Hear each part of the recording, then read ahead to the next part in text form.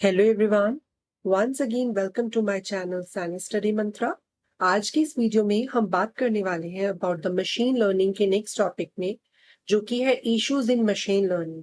Issues in machine learning, जैसा कि हम पढ़ते आ रहे हैं कि इशू मशीन लर्निंग होती क्या है, मशीन लर्निंग में ट्रेनिंग डेटा क्या है, टेस्टिंग डेटा क्या है, ठीक है, अंडर फिटिंग क्या होती है एंड ऑल।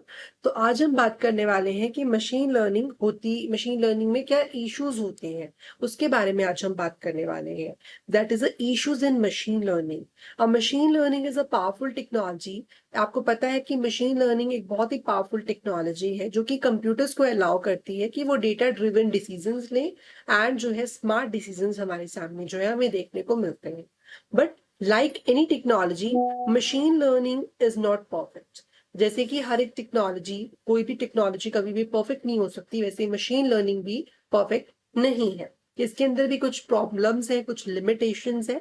ठीक है, इन्हीं को मशीन लर्निंग के कुछ इश्यूज कह दिया जाता है, उनमें कमियां कह दी जाती हैं। ठीक है, that can affect the system, जो कि पूरे सिस्टम को अफेक्ट कर सकता है, सिस्टम की लर्निंग एबिलिटी को अफेक्ट कर सकता है। कितने करेक्टनेस से वो डिसीजन लेता था उतने करेक्टली वो नहीं ले पाता बिकॉज ऑफ दीज इश्यूज। ठीक है, जितने वो ले सकता था पर नहीं ले पा रहा। ठीक है, it works in the real world. ठीक है, रियल वर्ल्ड में फेयरली जो है अपने जजमेंट्स नहीं दे पाता because of these issues. If we don't handle these issues properly, अगर हम इन इश्यूज को बड़ा बनने देंगे, इन्हें प्रॉपरली हैंडल नहीं करेंगे, तो आपका सिस्टम जो है आपको या मशीन जो है वो आपको रॉन्ग आउटपुट्स देना स्टार्ट कर दे। So let's look at some of the issues. क्या क्या इश्यूज होते हैं? सबसे पहला है poor quality of data. Poor quality of data का मतलब क्या है कि अगर आप जो मशीन लर्निंग के लिए, मशीन को लर्न करने के लिए जो डेटा दे रहे हैं, if it is of poor quality, then the resulted expression जो हमें एक मशीन देगी वो भी एक पुअर क्वालिटी का रिजल्ट होगा। Because the poor it learn, the poor it give the out. ठीक है, कि जितना वो पुअर लर्न करेगा उतना ही पुअर वो आउटपुट देगा। जैसे कि एक एग्जांपल दिया गया है कि जिस तरीके से मान लीजिए कि आपने एक ऐसा सिस्टम बनाया जिसमें आपने फ्रूट्स को रिकॉग्नाइज करवाया। ठीक है, एक मशीन को, जिसमें मशीन ने क्या रिकॉग्नाइज किया, कुछ आपने उसको ब्लरी इमेजेस दे दी। जैसे फॉर एग्जांपल एप्पल जो था उसकी इमेज ब्लर थी। ठीक है, और अगर आप लेबल्ड डेटा सेट दे रहे थे मशीन के साथ कि this is a cat, this is a dog, या फिर फ्रूट्स की हम बात कर रहे हैं तो फ्रूट्स के केस में अगर आप लेबल लगाकर दे रहे थे दिस इज अ एप्पल, अगर वो लेबल गलत लगा दिया, आपने एप्पल के साथ ऑरेंज लगा दिया, ठीक है, एप्पल के ऊपर ऑरेंज का लेबल लगा दिया, और मशीन ने वो डेटा लर्न कर लिया। अब मशीन ने वो पैटर्न्स लर्न कर लिए कि इसे मैंगो कह रहे हैं, ठीक है, या ऑरेंज कह रहे हैं, it is not a Apple, तो मशीन ने गलत लर्न कर लिया। सो इस तरीके से high quality, clean and label data sets जो है हमें बहुत जरूरी होता है मशीन को लर्न करवाने के लिए। ठीक है, so poor quality of data will lead to the poor model. Next है नॉट इनफ डेटा। कई बार हम मशीन को लर्न करने के लिए जो डेटा सेट का इस्तेमाल करते हैं वो पूरा इनफ नहीं होता है उस मशीन को पैटर्न्स को अंडरस्टैंड करने के लिए। अगर आप बहुत कम डेटा देंगे मशीन को लर्न करने के लिए तो वो क्या करेगी, वो थोड़े बहुत पैटर्न देख लेगी, अगर उसमें थोड़ा सा भी वेरिएशन हुआ तो वो उन चीजों को नहीं बता पाएगी। ऑन द अदर हैंड कि अगर आपके पास बहुत सारा, अगर आप उसको डेटा लर्न करने के लिए दे देते हैं, ठीक है, नेक्स्ट पॉइंट आपका वही है ओवरफिटिंग। ओवरफिटिंग का मतलब होता है जब आप अपने मशीन लर्निंग मॉडल को बहुत सारा डेटा लर्न करने के लिए दे देते हैं, जिसमें मशीन जो है उनके पैटर्न्स को रिकॉग्नाइज करने की बजाय उनके अंदर की छोटी मोटी कमियां, जैसे कि फॉर एग्जांपल एक एप्पल है जिसके ऊपर की टेप लगी हुई है, जैसे कई बार सील लगी हुई होती है, पेपर सील सी लगी हुई होती है ना एप्पल्स के ऊपर। ठीक है, तो अगर वो एक सील लगी हुई है, अगर आपने ये दिखा दिया, अगर किसी एप्पल के ऊपर वो सील नहीं लगी हुई तो वो उसे एप्पल नहीं मान रहा। सो that is example of overfitting, कि उसने ट्रेनिंग डेटा को इतने अच्छे से लर्न कर लिया है परंतु वो अनसीन डेटा पर अच्छे से फोकस नहीं कर पा रहा है, क्योंकि उसने डेटा को सिर्फ लर्न किया है, उसके पैटर्न्स को नहीं समझा है। That is a overfitting. Next is underfitting.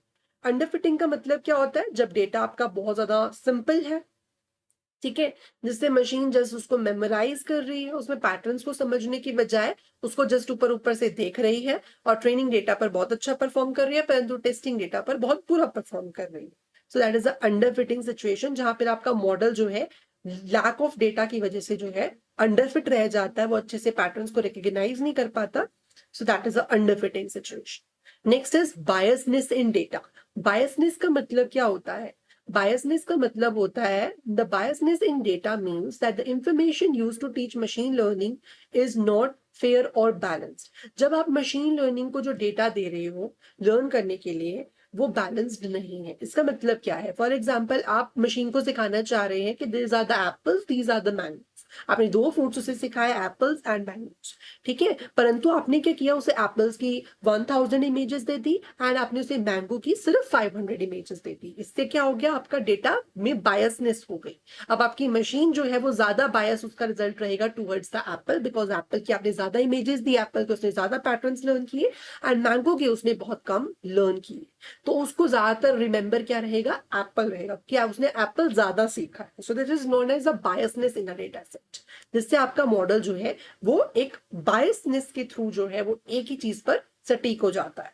Next is a high competition cost. High competition cost का मतलब क्या है कि मशीन लर्निंग एल्गोरिदम्स को चलाने के लिए हमारे कंप्यूटर में हमें हाई पावर, ज्यादा मेमोरी, ज्यादा स्पेस, ठीक है, चाहिए, जो कि एक्सपेंसिव हार्डवेयर में जनरली अवेलेबल होते हैं। सो बहुत बड़े बड़े डेटा सेट्स को सेट से मॉडल को लर्न करवाना बहुत ही कॉम्प्लिकेटेड प्रोसेस हो सकता है। So that's why high competition जो है, इसकी दिक्कत जो है मशीन लर्निंग में आती है। ये भी मशीन लर्निंग का एक इशू है, ठीक है। Next is difficult in choosing a right algorithm. अब आपको पता है कि एक प्रॉब्लम को सॉल्व करने के लिए एक मशीन लर्निंग एल्गोरिदम जो है मल्टीपल होती है, ठीक है। कोई मशीन लर्निंग एल्गोरिदम किसी चीज पर बेटर वर्क करती है, किसी चीज पर ज्यादा बेटर वर्क करती है, किसी वर्क फ्लो पे, किसी पे वो कम अच्छे से परफॉर्म करती है। तो सही एल्गोरिदम को चूज करना for predicting a models outcome, ठीक है, मॉडल को ट्रेन करने के लिए एक सही एल्गोरिदम चूज करना is a very difficult step in a machine learning. Next is privacy and security concerns. Privacy and security concerns का मतलब क्या है कि मशीन लर्निंग जो है इसके अंदर बहुत सारे प्राइवेसी या सिक्योरिटी के कंसर्न्स आ सकते हैं। जैसे कि अगर आप चैट जीपीटी पे जनरली क्या करते हैं, अपनी फोटोज अपलोड कर देते हैं कि इसके अंदर थोड़ा सा इसको एआई एनिमेटेड कर दो, इसके पीछे का बैकग्राउंड हटा दो and all.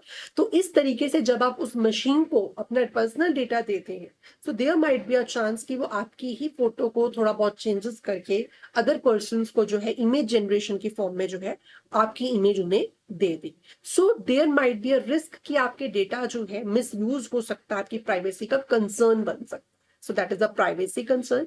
Next is changing data over time. अब data drifting is one of the major challenge in machine learning. अब आपको पता है कि इंफॉर्मेशन जो है वो रैपिडली इवॉल्व होती रहती है, ठीक है। कोई इंफॉर्मेशन जो है वो एक सटीक नहीं रहती। जैसे कि वेदर का डेटा हो गया, वेदर का डेटा आज जो था जरूरी नहीं है कि कल भी वेदर वैसा होगा। तो उस टाइप के मॉडल्स को जो करंट या रियल टाइम डेटा पर काम करते हैं, उनकी हमें डेटा ड्रिफ्टिंग करनी पड़ती है। उनका डेटा बार बार रियल टाइम डेटा अपलोड करते रहना पड़ता है। As the passage of time जो ओल्ड डेटा होता है वो ऑब्सोलीट होता चला जाता है। सो रियल वर्ल्ड सिचुएशन को हैंडल करने के लिए हमें डेटा ड्रिफ्टिंग करनी पड़ती है, जो कि one of the challenging task होता है machine learning. Next is limited generalisation. अब लिमिटेड जनरलाइजेशन का मतलब क्या होता है? Limited generalisation means that the machine learning model is good at doing one specific job but struggles when doing a little change, when there was a little bit change, ठीक है। Limited generalisation का मतलब क्या होता है कि जैसे कि मैंने आपको बताया था एप्पल की सील वाला एग्जाम्पल, कि मैंने एक एप्पल के ऊपर एक पेपर सील लगा दी, ठीक है। अब मशीन जो है, अब उसने वो पेपर सील वाला पैटर्न अच्छे से लर्न कर लिया, परंतु अगर मैंने उसको थोड़ा सा चेंज करके दूसरा बिना सील वाला एप्पल दे दिया तो वो उसे नहीं पहचान पा रहा है। क्यों नहीं पहचान पा रहा? Because of the limited generalisation, क्योंकि मॉडल उस चीज को अच्छे से जनरलाइज नहीं कर पा रहा कि ये यही चीज है। So that was the one of the reason that can be that can lead to the rise of issues in a machine learning. Next is dependence on human expertise. इसका मतलब क्या है कि मशीन लर्निंग जो है, अगर आप machines को चलाना चाहते हैं तो मशीन्स अभी मतलब हम सुपर एआई तक तो नहीं पहुंचे हैं, ठीक है। सो इस स्टेज के अंदर जो है ह्यूमन एक्सपर्टाइज की जरूरत पड़ती है मशीन्स को वर्क करवाने की। Machines themselves will not able to work, ठीक है। So human supervision is required. That was one of the major challenge और a major issue in a machine learning. So इस वीडियो में इतना ही। अगर आपको वीडियो अच्छी लगी हो, वीडियो को लाइक करें, चैनल को सब्सक्राइब करें। मैंने जितना इजी हो सकता था आपके लिए बनाने की कोशिश की। अगर आपको फिर भी कोई डाउट आता है then you can ask me in comment section, I will create a separate. Thank you so much for watching. और अगर आपको किसी तरीके के कंटेंट की स्पेशली डिमांड है then you can also message me और कॉमेंट मी, ठीक है। Thank you so much for watching.